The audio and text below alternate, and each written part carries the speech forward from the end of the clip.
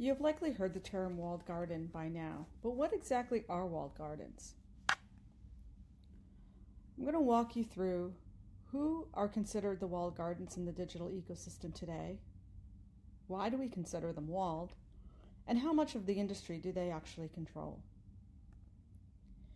So when you hear the reference to walled gardens, in general, most folks are talking about the big digital players that we all know and love, that being Google, Facebook, Amazon, and sometimes Netflix. I'll explain why they're in parentheses in a bit.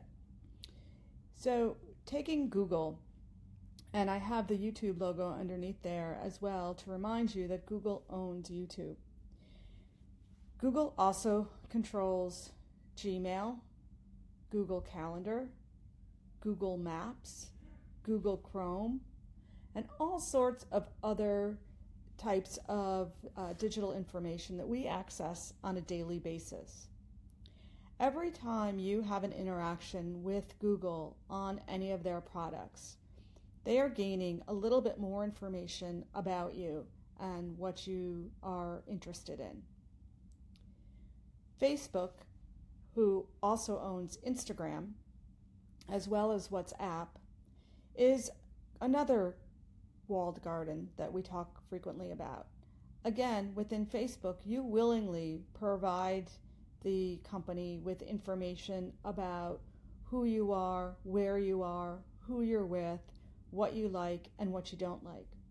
All of that information they then help to gather to try to paint a picture of you that will help advertisers be effective at sending you messages.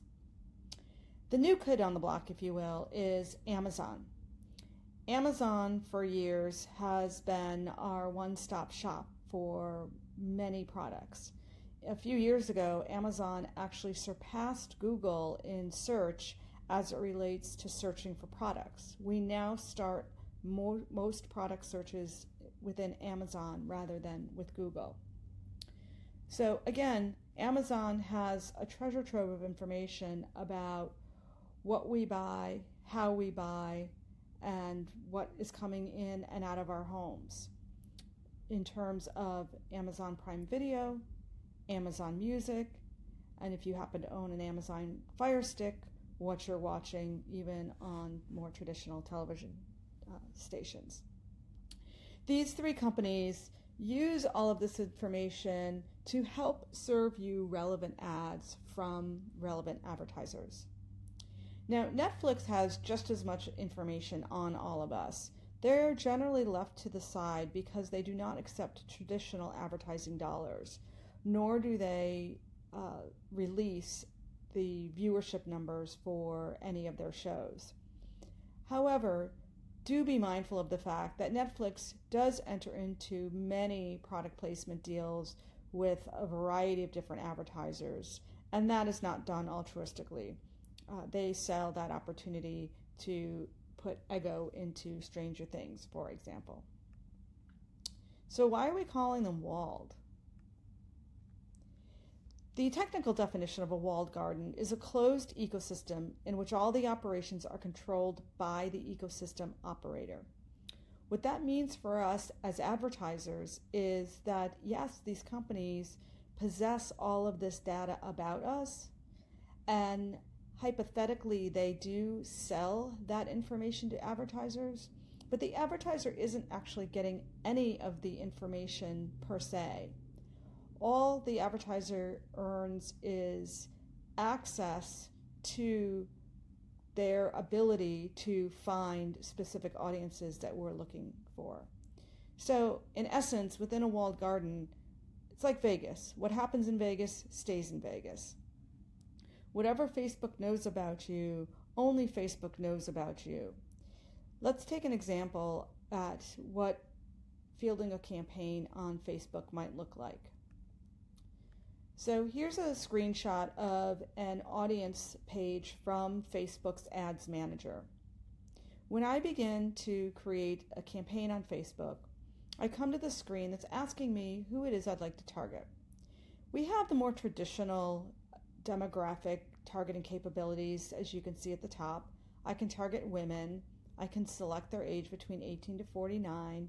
And geographically, I can look at the United States and go down to the state or even city level.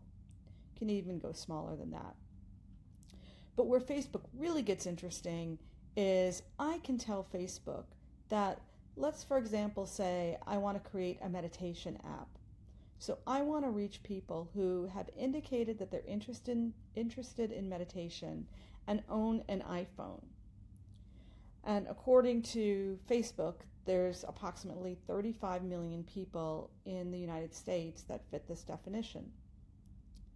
That's excellent, and I'm very excited that I'm not going to reach people who aren't interested in meditation or who don't have an iPhone where my app is available. But I don't actually know who any of these people are.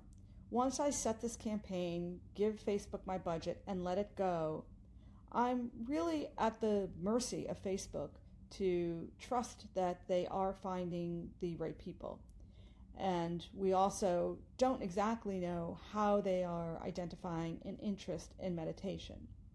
We have a good sense that people might be posting about going to yoga classes or have downloaded a meditation app on their phone already. Things like that would prove as indicators that they're interested in. But again, as the advertiser, I don't know exactly who I've reached in this campaign. So, what is their power and why are they so powerful? This is the latest forecast from eMarketer looking at the 3 main walled gardens.